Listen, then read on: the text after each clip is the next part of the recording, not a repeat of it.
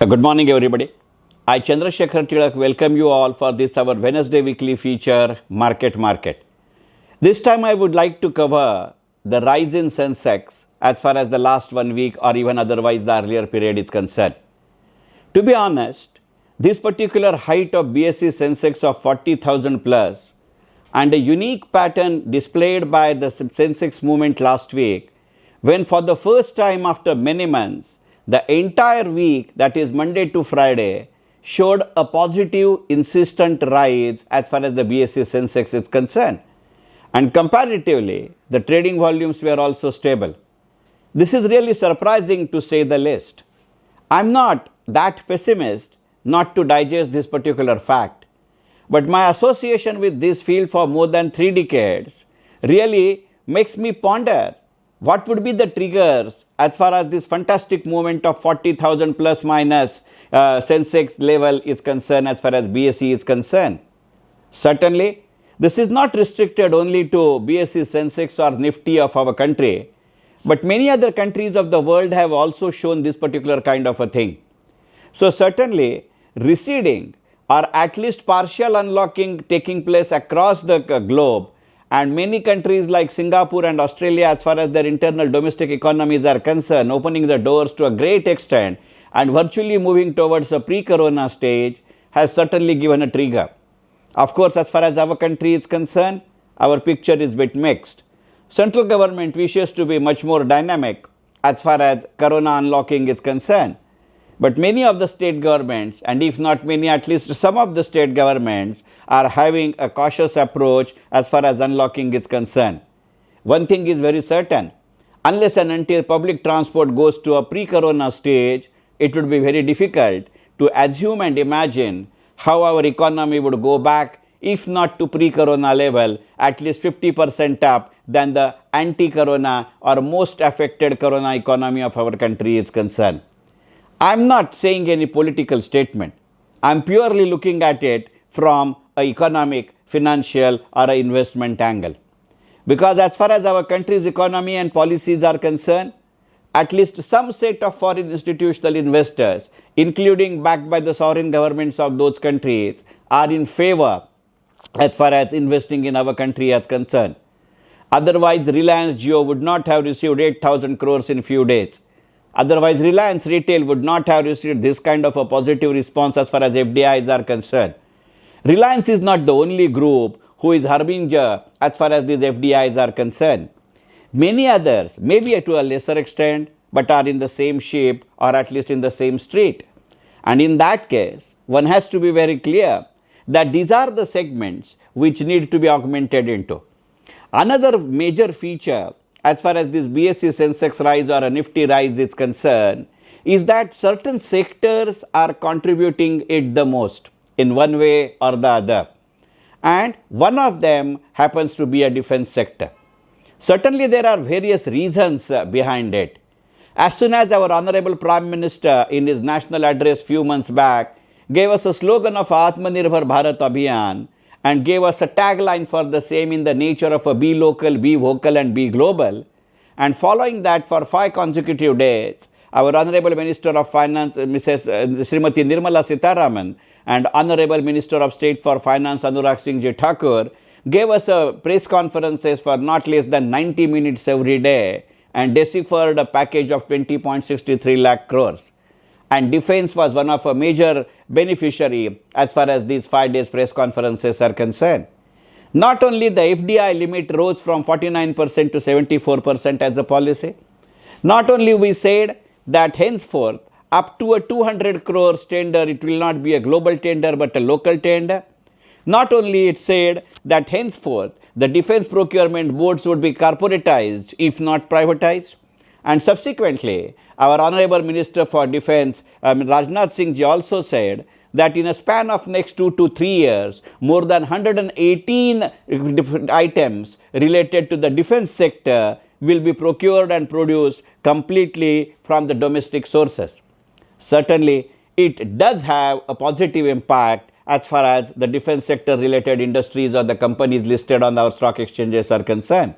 It has got reflected in the securities like HAL, that is Hindustan Aeronautics Limited, BEL, that is Bharat Electronics Limited, BDL, that is Bharat Dynamics Limited. Not only they are restricted to these three, but the major other automobile companies who are in one way or the other the suppliers to the defense sector, say Bharat Forge or say Tata Motors or even for that matter Eicher Motors and Ashok Leyland, have certainly shown what kind of a potential it would have. And it has willy-nilly not got restricted only to the defense sector, but it is having some positive fallout as far as the automobile sectors are concerned. And as the unlocking is also taking place, to a great extent, company share prices like Maruti Suzuki have certainly shown a positive trend. Considering these three aspects, one thing is very clear, that as and when our corona affected economy really gets moving, and that too at a better and a consistent speed as far as unlocking and unshackling is concerned, we would be in a better future as well.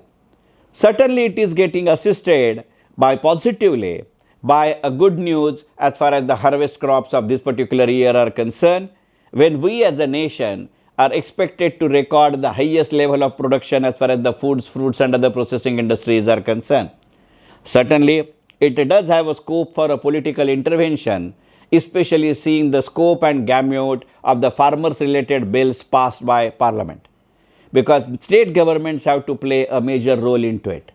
The same is the case with the labor laws as well. But one thing is certain, the news related to corona affected economy is moving hand in hand as far as these policy movements are concerned. And so, central government, while announcing the Atmanirbhar, have said that 4 pillars of this Atmanirbhar is land, labor, liquidity and law. At least as a policy document, at least on a verbal level, we are moving in the same direction. And this harmonious relationship between an announcement and policy seems to be paving the way. What now remains to be seen is the performance therein too. What it augments into, or what it harbinger may be, it may be that this particular level of a BSE Sensex and this kind of a tremendous response as far as the primary market is concerned may prompt the central government to go ahead with their PSU disinvestment plan. According to the budget presented to the Parliament on 1st of February by Nirmala Sitharaman, Honorable Finance Minister for our country, when we were not even sensed corona, leave aside us, not even China has announced it, there is a mention that PSU investment during the current year, that is 2020-2021, would be to the tune of 2 lakh crore plus. And certainly these 6 months as far as this particular financial year is concerned have not shown much of a response. Under such circumstances, this major amount of this 2 lakh crores may will have to be garnered if government is really interested as far as PSU disinvestment achieving the targets are concerned. These coming 6 months, including the month of October, may be a period when we can expect. Certainly that news trickling has started, and there is already a news that Mazgaon Dock may be coming out with IPO. There is every likelihood that there will be a further disinvestment as far as the companies which are already listed on the stock markets are concerned. It may be a Container Corporation of India, it may be HAL, it may be BHEL, it may be IRCTC, and if all the, and then certainly the metal related company like Hindustan Zinc, Hindustan Copper, Mishra Dhatu may not be for lagging behind. Because even that Atmanirbhar Bharat Abhiyan has talked about a core sector and non-core sector, and especially in a non-core sector, government would be exiting those things. Those lists of core and non-core are already displayed. Under such circumstances, even this particular process of government coming out of a core sector and consolidating the government companies in the field of a core sector, maintaining the number at maximum 4, may pave a way as far as the further disinvestments are concerned. And in order to ensure some sort of a positive response, certainly I am not saying government is instigating, but there may be certain factors while hoping these particular things would be into the play. And especially considering the falling rate of returns as far as the GSEC and corporate bonds and corporate debt is concerned, there is every likelihood, and especially the mutual fund receiving some sort of a lukewarm response compared to the earlier months of October and November for the earlier years, this may be a period when the equity market would be the sole proprietor as far as garnering the investment resources and available investable surplus are concerned.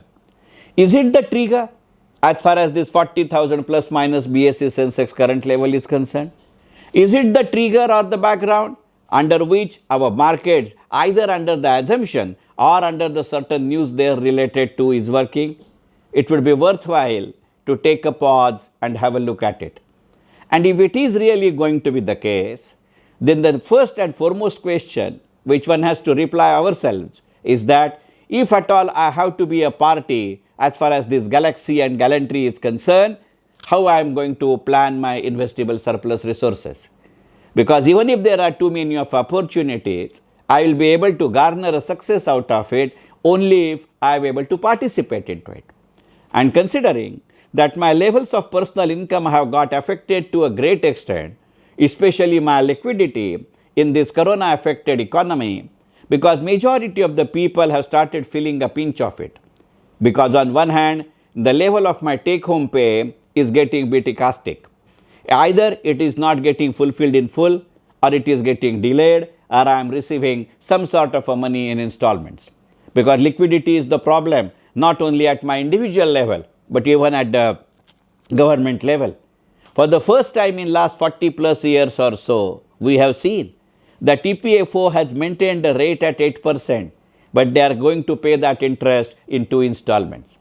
We have seen that the salary dates are getting deferred. We have seen that central government is not denying its GST responsibility and liability towards the state governments, but they are asking them to raise the funds from somewhere else rather than directly central government shelling out that particular money. Under such circumstances, one thing is certain, that government is in a mood to augment their treasuries, and there is nothing wrong in it. And one way of it would be ensuring a sound response as far as the disinvestment targets are concerned, if not exceeding those disinvestment targets. Under such circumstances, one thing is very sure, that if really the IPO market boom continues as it is, there is every likelihood that government may be lining up a company in one way or the other.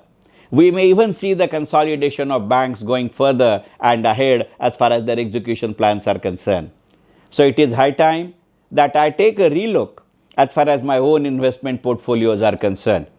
Seeing that this unprecedented level of 40,000 plus minus BSE Sensex, it would be a good time to take an impartial and independent review as far as our investment portfolios are concerned.